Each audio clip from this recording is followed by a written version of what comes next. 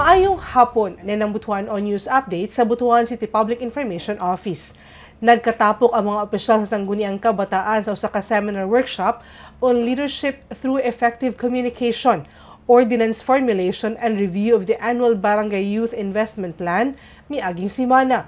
Lakip sa gihisgutan sa kalihukan ang teknikal nga proseso sa paghimo og ordinansa aron mas mapalapdan ang kahibalo sa mga SK leaders sa pagbuhat og mga palisiya o programa nga angay sa panginahanglan sa mga kabataan sa ilang barangay. Gawas sa ordinance formulation, gipasabot usab sa seminar ang saktong pamaagi sa pagplano ug pagbudget sa Annual Barangay Youth Investment Plan aron masiguro nga epektibo ug sustainable ang pagpahigayon sa mga programa ug kalihukan para sa kabataan. Ang nasangpit nga aktibidad gipasiugdahan sa City Education Development Department isip kabahin sa padayon nga paningkamo sa City Government of Butuan sa pagpalig-on sa liderato ug abilidad sa mga SK leaders sa lokal nga level.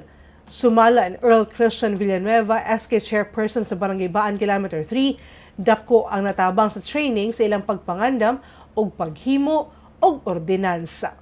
I think this would really help us, the youth, especially the SKs, to really know if we will continue the plans, especially the formulation of the ordinance. I think we have really, murag dira gyud mi maglistod gyud kay wala gyud mi technical assurance to what the contents of the ordinance is. We are young, yes we are young, but we can do more things. With this help of the training, I think we can go broader to help and ordain really for the youth activities here in Butuan City.